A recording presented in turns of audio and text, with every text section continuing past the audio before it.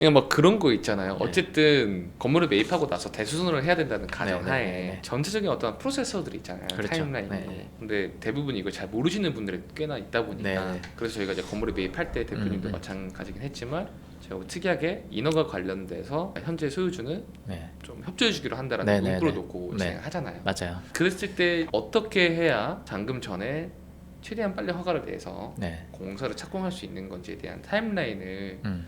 대표님이 대략적으로 설명해 주면 투자자분들한테 도움이 많이 될 것 같거든요. 건물에 뭔가 손을 대기 위해서는 네. 첫 번째 크게는 해체 관련된 인허가 필요해요. 해체라고 하는 거는 사실은 저희가 신축했을 때 전체 건물을 멸실하는 행위도 그쵸, 해체인 해체고, 거고 네. 대수선 했을 때 주요 구조물을 건드는 경우도 해체. 해체인 건데 네. 최근에는 이제 그런 인허가나 이런 절차나 이런 것들이 많이 강화가 돼서 특히 해체에 대해서 많이 강화가 돼서 네네. 해체 관련돼서는 해체 심의라는 거를 먼저 받아야 되고요. 그쵸 그쵸. 그 다음에 해체 허가, 네. 해체 착공 아. 이래야지만 사실은 거기에 건물에 어떠한 철거라던가 해체 행위를 할 수가 있는 거거든요. 네.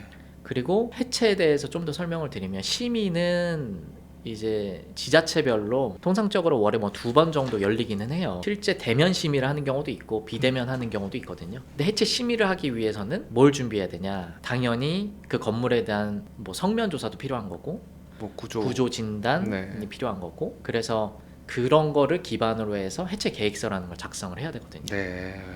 근데 그거를 할 수 있는 기간이 사실은 좀 필요해요. 그러니까 해체 계획서도 뭐 상당한 양의 계획서를 대체적으로 설계사무실 구조사무실 쪽에서 작성을 하거든요. 그러니까 현재 이 건물의 구조 진단을 하는 거죠. 이 건물이 어떤 부분이 뭐 철근 콘크리트의 기둥이 있고 어떤 부분은 뭐 보가 이렇게 실제 현황도와 비교했을 때 있다 이런 것들 다 검토를 하고 실제 건물에 들어가서 천장에 마감재가 있다면 천장 마감 좀 뜯어갖고 확인도 해야 되고요. 그러니까 그런 것들에 대해서는 당연히 매도자 입장에서는 협조를 해주셔야 매수자 입장에서는 원활하게 진행을 하는 거죠.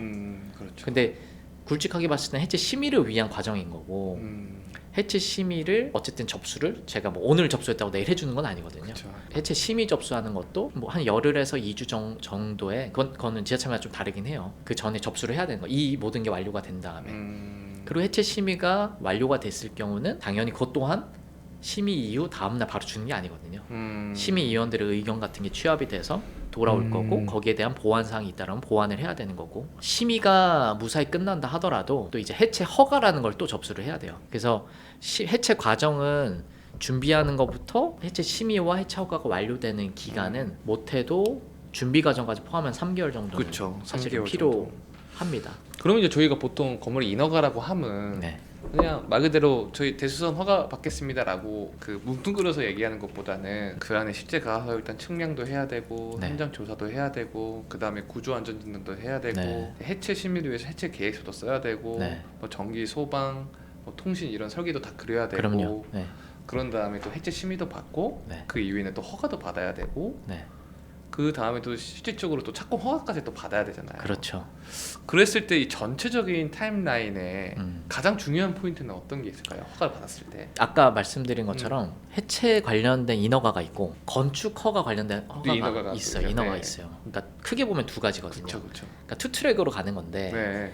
해체 관련돼서는 아까 설명을 드린 거고 건축 허가 안에는 대수선 및 증축도 들어가요. 그러니까 요거는 말씀하신 것처럼 해체 허가를 접수하기 위해서도 그 설계 도면이 완성이 돼야 되는데 도면도 사실은 건축 도면만 저희가 그 칭하는 설계 사무실이라고 하면 건축 도면을 기반으로 하는 사무실들이고 설계 사무실도 기계 설계라던가 전기 설계, 소방 설계 등등은 구조 설계까지는 같이 있는 협력사들이 그렇죠. 진행을 해주는 거거든요. 그렇더라고요. 그렇죠. 뭐 구조 안전 진단 이런 맞아요. 것도 다 마찬가지고. 그래서 나는 해체 허가 접수를 무조건 다음 주에 할 거라고 해서 건축 도면만 완성됐다고 끝나는 건 아니고 그게 모든 게 다 수반이 그렇죠. 되어야지만 모든 게 다 수반이 되고 또 하나는 구조 검토 구조 설계를 했더니 건축 설계 그린 것과 상이한 점이 또 나오거든요. 그러면 왜냐면- 다시 또 수정해야 그렇죠. 되고. 그럼 수정하고 그런 과정들이 필요해요.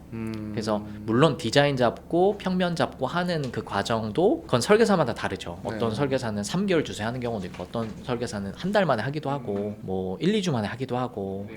다르지만 그렇다 하더라도 그러한 협력사들의 설계들도 다 완성이 돼야 건축 허가를 위한 도서가 준비가 된 거거든요. 그러면 이제 그런 거 갖고 건축 허가를 접수를 하고 건축 허가를 접수할 때도 뭐 사전에 뭐 구청 태핑하고 구청 담당자들 상의하고 이런 과정도 필요하죠. 근데 건축 허가를 접수를 하고 나서도 허가를 크게 보완이 없이 득을 받는다 하더라도 아무리 빨라도 2, 3주 한 달 정도 최소 한 달 정도는 보셔야 건축 허가를 받을 것이고 그러면 아까 말씀드린 해체 인허가와 건축 인허가와 병행이 되느냐 병행이 가능해요.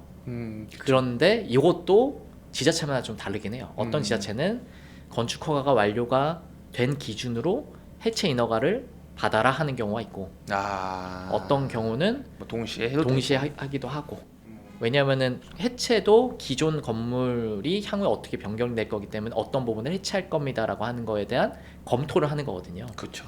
그러니까 처음에 이렇게 바뀔 거라고 하는 그림이 바뀌었다면 이것도 바뀌는 거거든요. 그래서 어느 정도는 이 두 가지가 같이 특히 이제 건축 설계의 기준이 어느 정도 잡혀야 해체 계획서 작성하고 사전 작업을 준비하는 거가 가능한 거죠. 만약에 두 가지 일정을 병행이 가능하다, 투 트랙으로 가능하다라고 하더라도 네.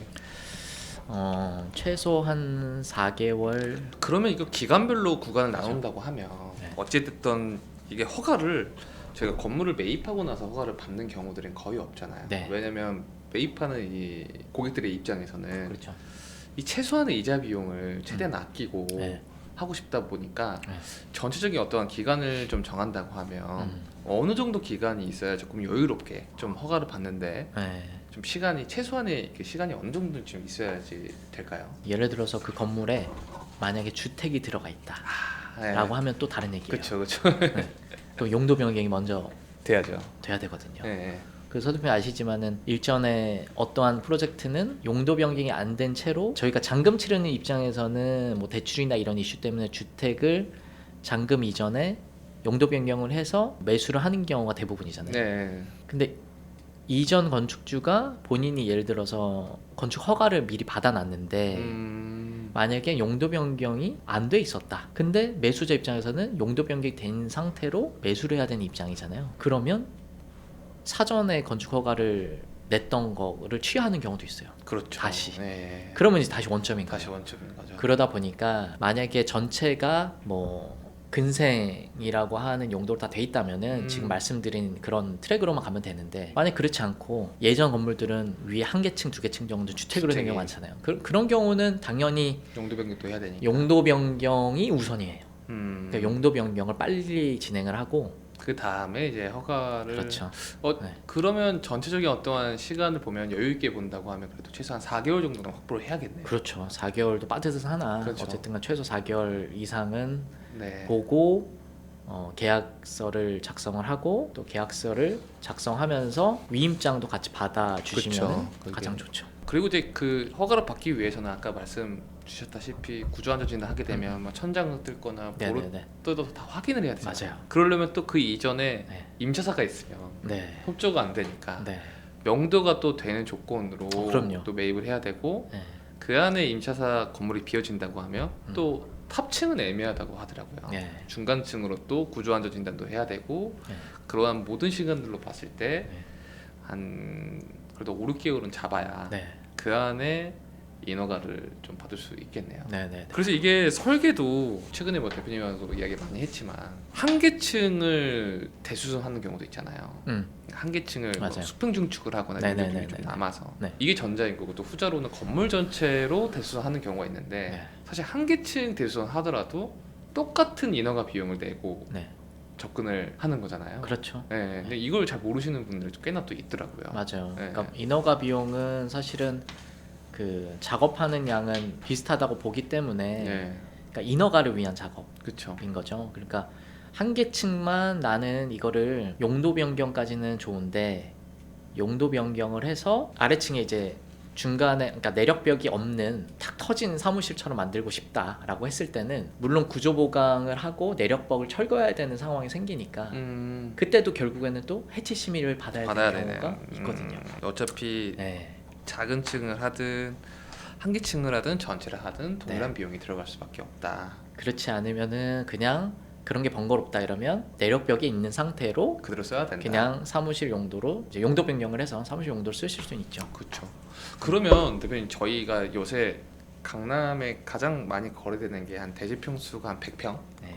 연면적 한 200~300평 정도 되는 건물들이 가장 많이 거래가 되거든요. 네. 그런 건물들로 봤을 때 저희가 뭐 설계 비용이라고 하죠. 네, 인허가 네, 비용까지 하면 네. 평균적으로 어느 정도 비용이 나간다고 좀 투자자분들이 판단을 해야 될까요? 물론 이제 어떠한 설계사나 네. 어떤 건축사분들의 뭐 개인적인 포폴이나 이런 것에 네네네. 다 천지만별이겠지만 네네네. 스탠다드 표준으로 봤을 때는 어느 정도 좀 비용이 나간다고 봐야 될까요? 대수선과 이제 신축은 좀, 그쵸, 좀 당연히 다른데. 다르죠. 대수성 기준으로 많이 보신다고 하면 대수성 기준으로 봤을 때 사실은 그게 뭐 면적이 크다고 해서 예를 들어 저희가 뭐 10,000평 하는 거 아니잖아요. 네, 뭐 1,000평 하는 거 아니니까. 이제 비슷하니까. 그러면 뭐 연면적이 예를 들어서 300~400평이냐 뭐 200~300평이냐의 차이인 거거든요. 네, 그쵸, 대부분. 그쵸. 그랬을 때 그거는 사실은 설계 사무실의 품인 거거든요. 그래서 그거는 뭐 설계 사무실들의 추구하는 방향이라던가 어떠한 또 디자인에 대한 할애하는 노력이나 이런 거에 따라서 비용이 그거는 많이 달라질 것 같아요. 그래서 제가 이제 어느 정도가 뭐 맞는 겁니다라고 표현하는 거는 사실은 그렇죠, 어렵죠. 어렵고 네. 그거는 당연히 이제 설계사 입장에서 존중을 해드리는 거고 네. 근데 몇 군데를 비교를 좀 해보시고 판단하시는 게 좋을 것 같아요. 왜냐하면 어떤 설계사는 정말로 그냥 합리적인 수준으로 하기도 하고 어떤 설계사는 본인들의 이제 퍼포먼스 자체가 디자인적으로 워낙 좋고 하니까 그거를 다른 설계사 대비해서 2배를 받는 경우도 있고 그거는 어떤 레인지를 잡기는 어렵고 왜냐하면 이게 대형 건축물을 짓는 평당가의 개념으로 볼 수는 없기 때문에 그렇죠. 이제 중소규모의 작은 건물들이다 보니까 그 얼마나 좀 인허가와 이런 것들을 열심히 해주시고 좋은 디자인을 뽑냐에 따라서 그건 이제 건축주가 의사결정해서 지불해야 될 것 같고 다만 네.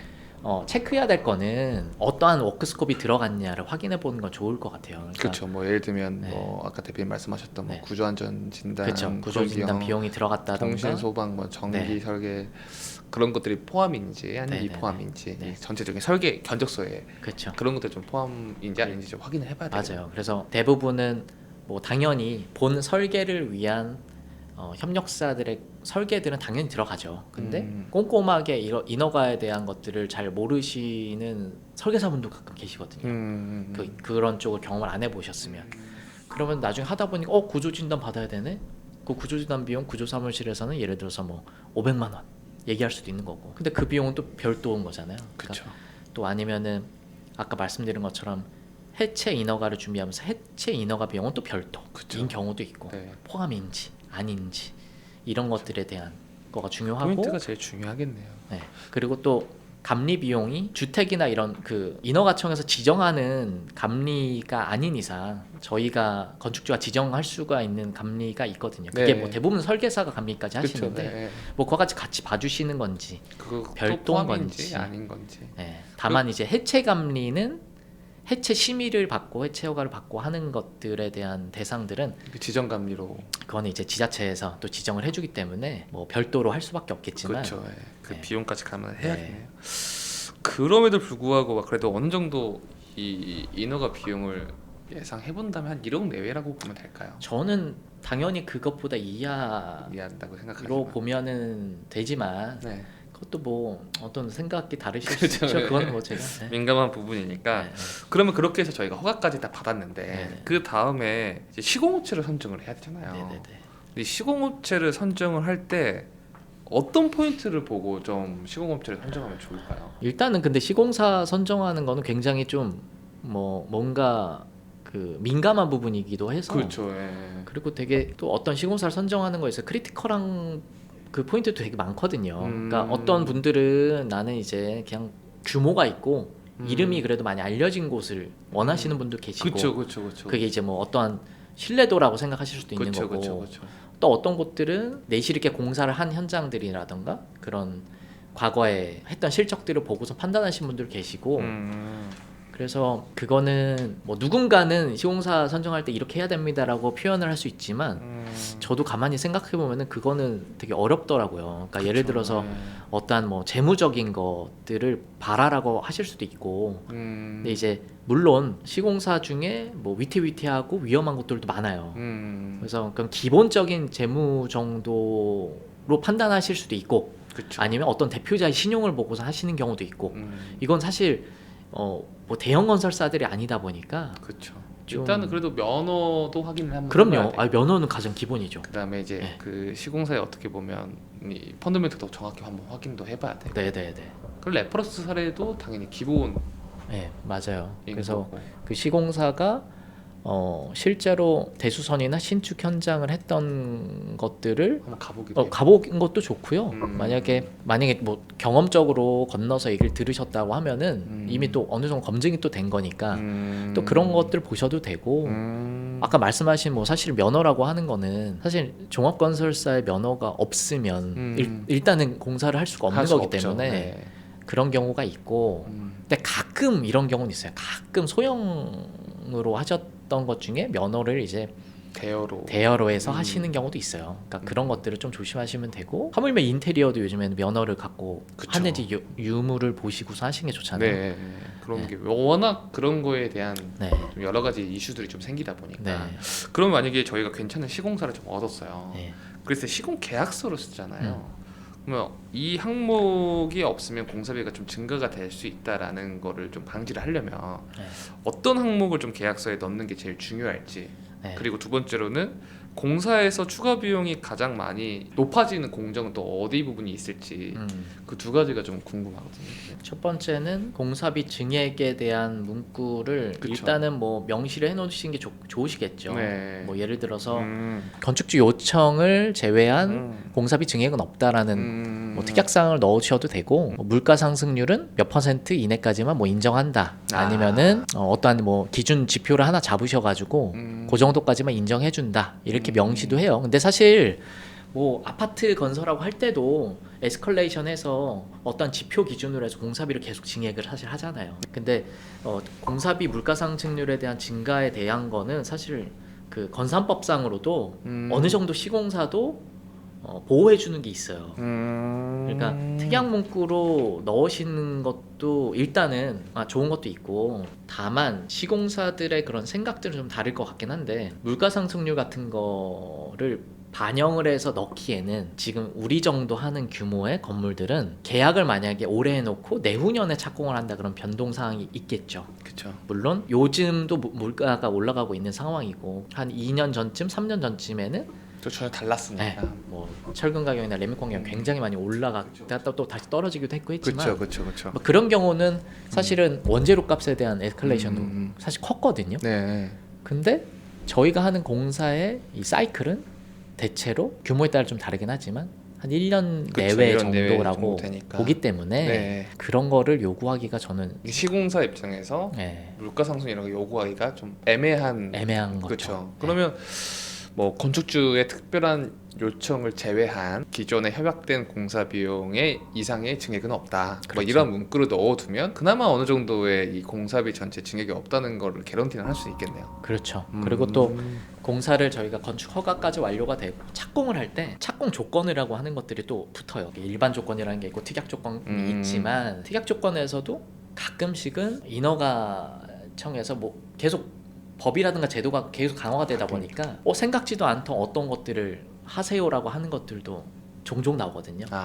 근데 그런 비용들은 사실 막 국수적인 부분 그렇죠. 네, 그런 비용들은 좀 있어요. 그러니까 그런 비용들은 상호 협의하에 말씀을 나누시면 될 것 같고 그렇다면 공사를 이제 막상 진행을 했는데 또 이제 시공사 입장에도 추가 비용이 가장 많이 상승하는 또 공사 부분이 있을 거잖아요. 그렇죠. 뭐 예를 들면 뭐 국토심의를 해서 지하를 팔 때 그렇죠. 지방 공사가 엄청 증가될 수가 맞아요. 있고 공사를 했을 때 가장 문제가 대두되는 부분이 어떤 공사를 할 때 어떤 공정을 했을 때 가장 많이 좀 문제가 야기가 되나요? 만약에 신축했을 경우에 토목공사비 이슈가 제일 크죠. 그렇죠. 토목공사비가 시공사도 예상치 못한 네. 비용이 가장 증가될 수 있는 이슈가 이제 맞아요. 토목공사 착공계를 낼 때 지반조사. 네, 지반조사를 하고 대체적으로 어떤 토사로 돼 있구나 정도는 유추를 하지만 그렇죠. 그걸 한다 하더라도 거의 시추를 하는 게 두 공 정도밖에 안 되거든요. 근데 거기 안 나오는 경우도 많아요. 그래서 전체 진해력이 나중에 뭐 그건 진해력 검사도 뭐 추후에는 땅을 파면서 하지만 그걸 떠나서 뭐 진해력이 안 나오고 하니까 어떤 토사로 돼 있어서 하니까 그거는 이제 그걸 기준으로 지지로 조사를 한 거 가지고 그러니까 시추 조사를 하거든요. 그래서 그걸 기준으로 해서 토목 설계를 하고 그거대로 하지만 실제로 근데 토목이라고 하는 거는 아직도 제가 느낄 때는 가장 불확실한 공종인 것 같아요. 토목은 막상 팠더니 폐기물이 굉장히 많은 경우도 있어요. 한 3년 전에 제가 이제 실제로 이제 거래가 이미 완료된 건인데 네. 신축하려고 봤더니 폐기물이 네. 몇 톤이 있는 거예요. 네네네. 1970년도 지었던 건물이기 때문에 그리고 공사비가 정말 많이 나왔던 네. 건물이거든요. 또 일례로 건물을 이제 송동구 쪽에 건물을 지으려고 집안 조사를 했더니 암석이 있어가지고 네네네. 맞아요. 공사 자체가 거의 불가능한 네. 경우도 있었기 때문에 이 부분에서 가장 이슈가 많이 또 터지겠네요. 맞아요. 이 이슈가 넘어가고 나서 또 증액이 되는 부분들이 있을까요? 토목공사까지 끝나고 거기서 기초를 하고 골조를 올리는 과정에서는 크게 예상을 많이 벗어나진 않아요. 예를 들어서 갑자기 뭐 어떠한 코로나 이슈처럼 뭐, 갑자기 네. 공사비가 막 증액이 되거나 갑자기 레미콘이 네, 폭등을 한다던가 이런 폭등하거나. 이슈가 없는 한 거기는 어느 정도의 예정된 금액 안에서 예상이 되지만 어찌 보면은 저도 이제 예를 들어서 건축주 입장이기도 하고 건설사 입장이기도 하지만 때에 따라서는 쉽게 생각하는 경우들이 있어요. 건축주 입장에서는 예를 들어 나 저쪽 부분에 예를 들어서 나 창호를 다시 하나 내고 싶어. 이런 것들도 많고 시공하는 와중에 혹은 예를 들어서 전기나 이런 것들이 저희가 다 골조를 하면서 포설을 해서 작업을 했지만 추후에는 나 이쪽으로 다시 만들고 싶어. 근데 그게 마감을 하면서 가려진다 그러면 늘 수는 있어요. 근데 마감 아니고 노출로 끝나는 부분인데 그렇게 하게 되면은 전체 다 또 커팅을 하고 인입을 하고 약간 이런 이슈들이 생기는데 그런 것들이 많고 또 하나는 공사비가 늘어날 수 있는 것들은 이거는 설계 단계부터 생각하셔야 되는 부분이지만 층고에 대한 부분 뭐 저 또한 사실 층고가 높게 하면은 좋기 때문에 그쵸, 예. 많이 높게 좀 계획을 하지만 우리가 통상적으로 지금 층고를 잡는 3m에 3.5m 이내라면 예상된 공사비 안에서 그 안에서 예를 들어서 뭐 자재 비용, 인건비 유추가 되는데 실은 층고가 이제 많이 높아지게 되면 자재 비용은 자재 비용인데 인건비가 효율이 굉장히 떨어져요. 근로자가 한 명이 작업해야 되는 수준보다 굉장히 높은 곳에 일을 하다 보니까 작업성이 그거에 예를 들어서 뭐 층고가 3m인데 4.5m 된다고 해서 1.5배가 아니고 2배 이상 든다고 보시면 돼요. 그런 부분들이 좀 있겠네요. 그렇죠. 그러면 예를 들면 그 건축주, 그러니까 투자자 입장에서는 그러니까 토목공사가 다 끝나면 네. 그래도 내가 특별한 요청을 하지 않는 이상은 그래도 순조롭게 흘러갈 수는 있겠구나라는 거를 어느 정도는 좀 생각해도 되겠네요. 그럼요. 네. 견적서를 볼 때 뭐 그런 포인트들 있잖아요. 뭐 실측 이후에 뭐 조정이라는 막 말들이 있는데 네. 보통 이게 어느 정도가 정상이고 어느 정도가 또 되면 위험한 건지 그게 좀 궁금하기도 하고 이제 공사 계약서에 또 반드시 넣어야 될 조항들이 있잖아요. 뭐 첫 번째로 아까 공사의 증액에 관련된 특정 문구도 있었다면 반대로 공사에 지연됐을 때 페널티 조항도 좀 필요할 거잖아요. 그리고 하자 기간, 그다음에 뭐 설계 변경이나 지급 조건이나 이런 것들에 좀 넣어야 될 조항이나 뭐 시축 후 조정 이런 것들은 뭐 어떻게 될까요? 실측 후 조정이라고 하는 표현은 사실은 시공사가 제안을 할 때 거기를 전체를 다 실측할 수 있는 상황은 사실 아니긴 하거든요. 그러니까 그거에 이제 물량의 증감 정도가 필요할 거예요. 그래서 그 부분은 제안서 낼 때는 이랬었는데 왜 추후에는 이런 미가라고 하는 것들은 어쨌든간 실측을 기반으로 해서 하는 것들이니까 달라질 수는 있죠. 그래서 저는 이제 실측 후 조정이라고 하는 것들이 위험할 수 있는 단어지만 또 시공사 입장에서는 또 합리적인 단어긴 하고 필요한 거긴 하거든요. 근데 왜냐면 그거를 다 확인할 수는 없기 때문에 다만 시공사를 선정할 때는 근데 좀 더 여유를 주면 좋을 것 같아요. 룸을 조금 더. 왜냐하면 여러 시공사들이 봐서 어떤 견적을 내고 할 때 천장에 텍스가 쳐져 있다든가 아니면은 어떤 마감재로 돼 있을 때 안에 확인을 못하는 건 사실이거든요. 그쵸. 그러니까 대략적인 그냥 견적을 줄 수밖에 없는데 그걸 좀 악용하는 사례도 많아요. 추후에 딱 뜯어보니까 이건 아닙니다 해서 증액을 계속 요구하는 경우도 있어요. 근데 그런 걸 미연에 방지하고 싶으시면 좀 마음에 두고 있는 시공사가 있다면 그 모호하게 돼 있는 문구라던가 어떠한 표현이 있다면 그런 것들을 다시 한번 확인할 기회를 주시는 게 좋을 것 같아요. 네. 그렇지 않고 그냥 빨리 어느 시공사가 공사비가 더 합리적이라고 해서 거기로 빨리 계약을 했다가는 그게 이제 되돌아올 수 있는 문구거든요. 공사 지연에 대한 페널티 같은 것도 넣어야 되잖아요. 하자 기간이라든지 네. 이런 것들은 어떤 형식으로 특약을 문구로 넣어서 계약서를 작성하면 좋을까요? 공사 지연에 대한 지체 상금 같은 경우도 통상적인 수준은 있어요. 네. 그게 뭐 하루에 2000분의 1이라던가 뭐 1000분의 뭐 1, 2 정도 하는 게 통상적이긴 한데 그것도 문구마다 다를 것 같아요. 어떠한 천재지변이라든가 그렇죠. 왜냐면 그런 그 이슈가 사항들은 네. 일반 사항으로 다 들어가거든요. 사실은 피해 나갈 수 있는 것들은. 네. 그리고 어떤 설계 변경이라던가 네. 이런 게 있을 때 지연이 된다 라고 하는 표현들은 물론 이제 나중에 문구 가지고 이제 너무 좀 싸움이 되면 안 되지만 그렇게 문구를 넣을 수는 있으나 그래서 지체상금 같은 경우도 많이 넣어요. 시공사만 생각은 다를 수 있어요. 근데 뭐 시공사도 사실은 현장이 지연이 되면 될수록 손해가 커지는 거거든요. 그래서 빠른 시간 안에 빨리 공사를 끝내는 게 사실은 시공사 입장에서는 가장 베스트죠. 그러니까 그런 식으로 생각하시는 문구를 서로 그러니까 넣어서 건축주나 시공사가 그 문구에 대한 협의가 서로 간에 필요하겠죠. 근데 너무 독소조항처럼 넣으시면 하겠다는 시공사가 없을 거고. 네. 어느 정도는 좀 네. 그냥 리즈너블하게 그렇죠. 합리적으로 맞아요. 하면 제일 좋겠네요. 그리고 저는 개인적으로 이게 제일 좀 가장 중요한 문제라고 생각드는데 이 하자가 제일 중요한 것 같아요. 네. 물론 이제 하자 보증서가 나오긴 하지만은 정말 이제 건물을 이쁘게 잘 지어놨는데 하자에 대한 문제가 발생했을 때 그때 외면하는 시공사들이 되게 많았다고 네, 저는 네, 개인적으로 네. 간접적인 경험을 정말 많이 했었거든요. 네네네. 그래서 하자 보증서를 관련돼서 이거를 가지고 또 이게 그 건축 뭐 심의를 뭐 보증서로 돌린다고 하죠. 네네네. 그렇게도 가면 되게 또 까다롭고 그 하자도 요청하는 사람이 그 부분을 입증해야 되는 문제들이 되게 많다 보니까 맞습니다. 이 하자에 대한 부분을 네. 좀 나중에 문제가 생기더라도 좀 클리어하게 대처할 수 있는 뭐 좀 현명한 방법 같은 게 없을까요? 그게 그쵸? 어려운 이슈거든요. 근데 항상 이런 문제들이 네. 생기더라고요. 근데 그 하자에 대한 게 이제 건물 자체 이슈냐 그러니까요. 그것도 이제 사실 논란이 되긴 돼요. 네. 물론 이제 건물을 진 상태로 갑자기 어떤 문제가 생겼다라고 하면 그건 맞죠. 근데 우리가 그것 또한 이제 이행 보증을 쓰든 안 쓰든 우리가 통상적으로 이제 건산법상으로도 예를 들어서 뭐 내장 공사는 뭐 몇 년, 철근 콘크리트 몇 맞아요. 년이라고 지정은 돼 샤시는 있어요. 뭐, 예. 대체로 하자에 뭐 철근 콘크리트에 문제가 된다든가 하는 그런 경우는 건 없죠. 사실 잘 없습니다. 잘 없고 거의 열의 9 문제는 누수 같아요. 맞아요. 그냥 네. 다 대부분은 누수. 뭐 방수 문제 아니면 뭐 설비의 어떤 이슈, 전기 같은 이슈도 사실은 손보기가 편하고 그렇죠. 네. 그런데 이 누수 관련된 문제가 가장 그런 큰 게 것 같아요. 대부분 커요. 말씀하시는 부분이 늘 저도 대답하기 어려운 부분이긴 한데 이게 네네. 준공이 난 이후에 뭐 6개월이든 1년이든 어떤 시간이 지나도 하자 요청이나 이런 거를 했을 때 적극적으로 반응을 해주고 하자를 보려고 노력해주는 시공사를 선택하는 게 제일 좋은데 그것도 사실 네. 정말 좋은 말씀인 것 같아요. 왜냐하면 이게 첫 번째로 정말 건물을 시공을 해서 발생하는 누수인지 네. 아니면 사용하다가 자연스럽게 나오는 생활 누수일 수도 네. 있고 근데 그런 부분으로 됐을 때 시공 업체들한테 저도 뭐 간접적으로 연락도 많이 했는데 네. 연락이 안 되는 경우들이 너무 많아요. 그렇죠. 사실 그냥 나와서 한번 봐주고 네.